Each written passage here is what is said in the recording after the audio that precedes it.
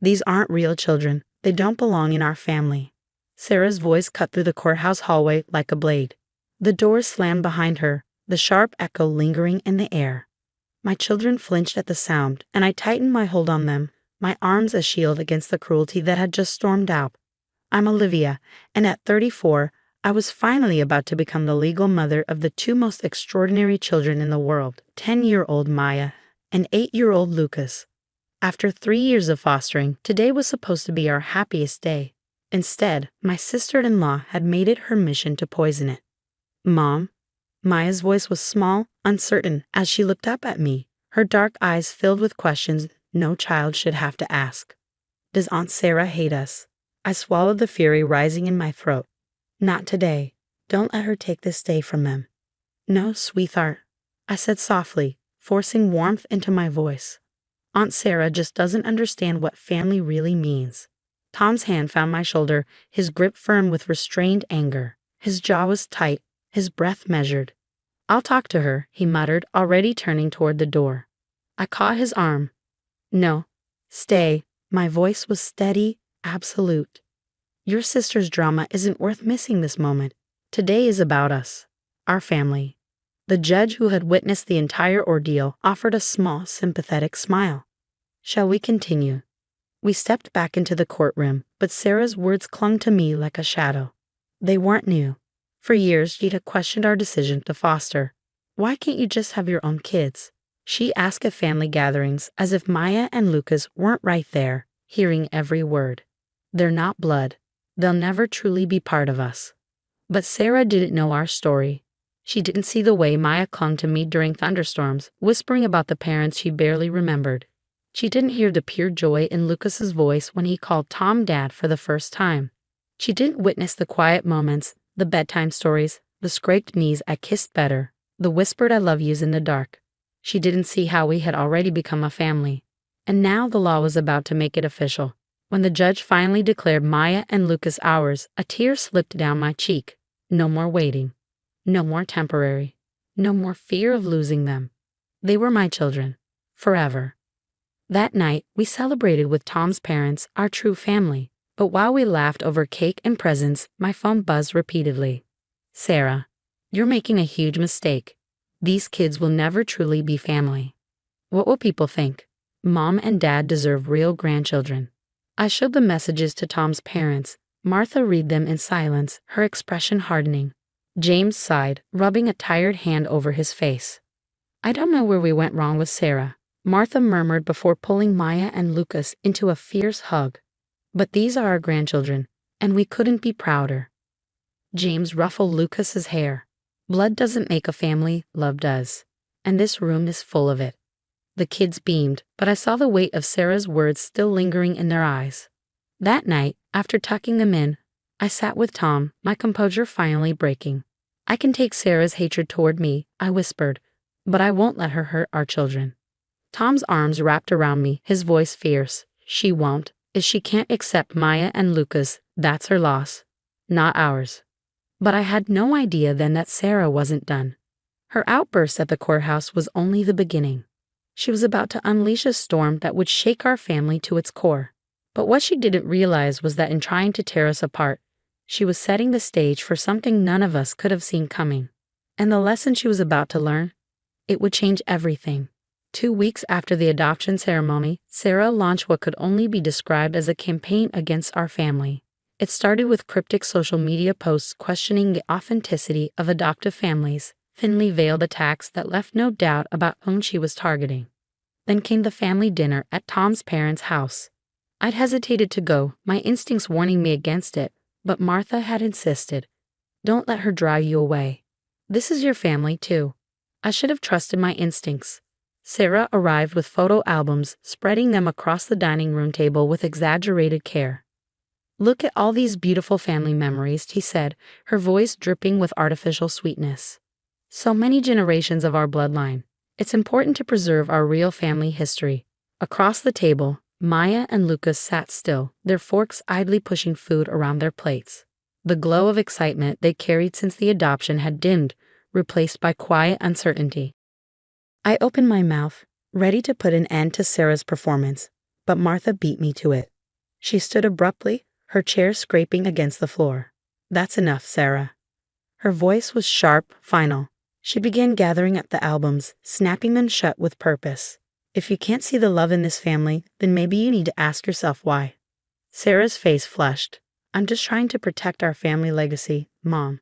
These children, James cut in, his usually gentle voice edged with steel, are our grandchildren. And right now, they're showing more maturity than you are. Silence fell over the table.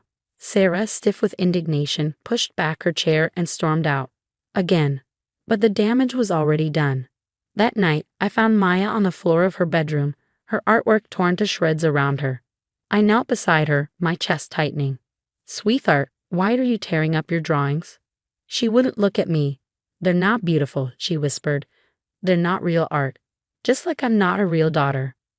My heart shattered. I pulled her into my arms, holding her tightly as she trembled. Maya, listen to me. I lifted her chin, making sure she met my eyes. You are real. Your art is real. Your place in this family is real, and no one gets to tell you otherwise. The next morning, I made a decision.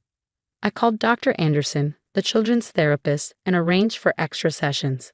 What I didn't expect was what she would suggest during our parent consultation. Your children are incredibly resilient, Dr. Anderson said, scanning her notes. But they've shared something interesting. They want to help other foster children understand that they deserve families too. She explained that Maya and Lucas had expressed a desire to create something to help other kids feel less alone. The idea started small. Maya, always artistic, began illustrating a comic book about her journey from foster care to adoption. Lucas, a natural storyteller, helped write the narrative. They called it Hearts Find Home. Then something unexpected happened. The school counselor asked if they could share their comic with other foster children in the district. Soon, Maya and Lucas were invited to speak at a local community center. I watched awestruck as my children stood in front of a room full of foster kids and shared their story with courage beyond their years. Maya held up her drawings, explaining how art helped her process big emotions. Lucas spoke about how terrifying it had been to trust a new family, but how worth it had been. Family isn't about blood, Maya said, her voice gaining strength. It's about love. It's about choosing each other every day.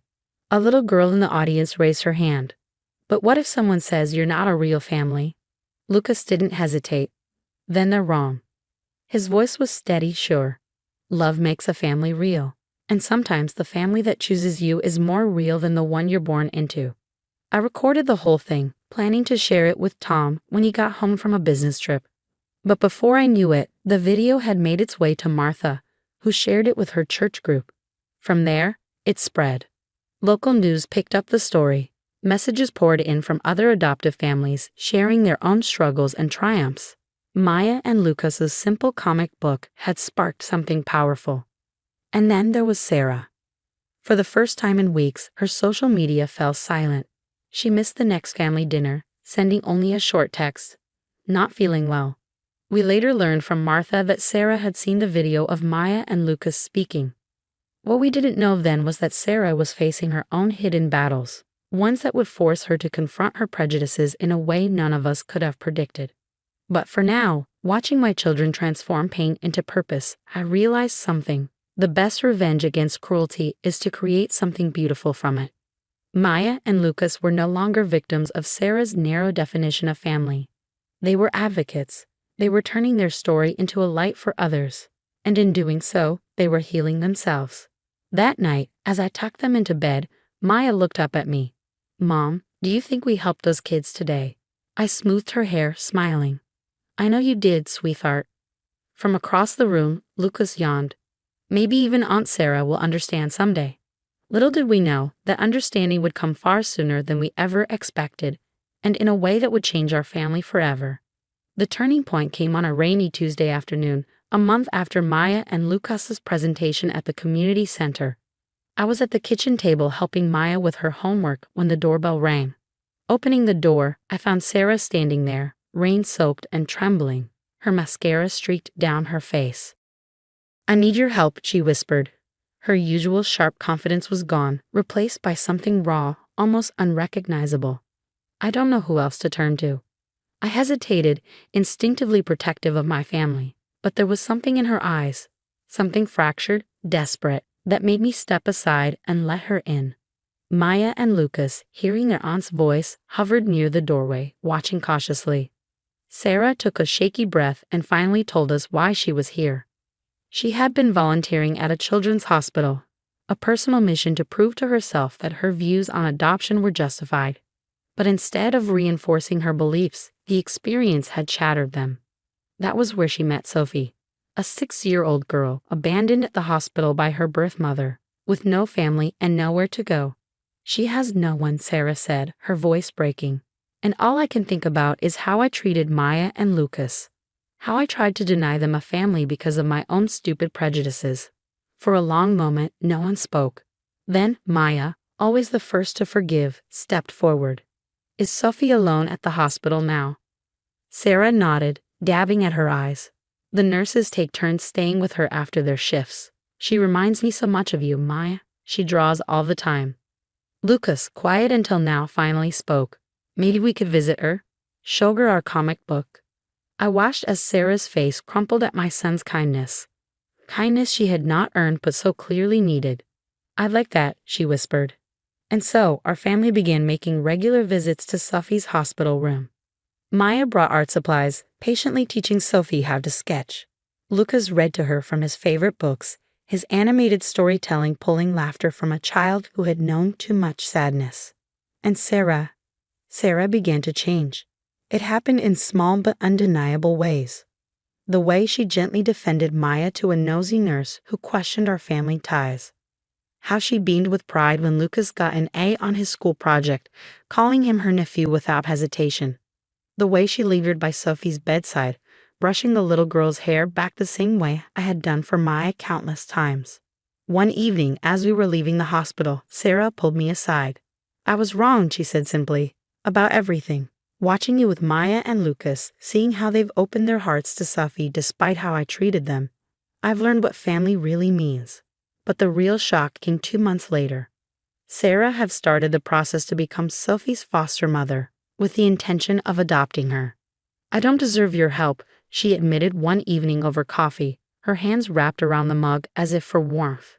But Sophie deserves a family, and I want to do this right.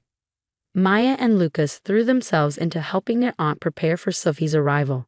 They decorated her bedroom, shared their experiences, and even created a special welcome comic book just for their new cousin. And then, finally, the day came. When Sophie walked into Sarah's home for the first time, she found our entire family waiting to welcome her. Martha and James beamed, their pride unmistakable. Tom stood beside me, his arm around my shoulders, watching his sister finally understand what we had known all along. And Maya and Lucas, standing proudly, presented Sophie with their special comic book, one about finding your forever family. See? Maya pointed to a page. Sometimes the best families are the ones that choose each other. Sophie looked up at Sarah, her small hand gripping her new mother's tightly. Like you chose me? Sarah's throat worked as she nodded, her voice thick with emotion. Yes, sweetheart, just like that. Later that night, after the children had settled in, Sarah approached me on the porch, staring out into the yard where Maya, Lucas, and Sophie played under the glow of the porch light. I owe you an apology, she said, but I'm sorry doesn't seem like enough. I met her gaze. You're right, I said. It's not enough. But watching you open your heart to Sophie, watching you become the kind of mother she needs, that means something. Actions speak louder than words, Sarah. She swallowed hard, nodding. Yesterday, Sophie asked if she could call Maya and Lucas her cousins. Real cousins, she said. And I realized they've always been real. I was the one who wasn't seeing clearly. Today, our family gatherings look very different from that tense, painful day at the courthouse. Sophie has blossomed under Sarah's care, her artistic talents thriving with Maya's encouragement. Lucas, ever the protective older cousin, has taken her under his wing, teaching her the important things, how to build the best blanket fort, how to sneak an extra cookie from Grandma Martha's hidden stash. And Sarah?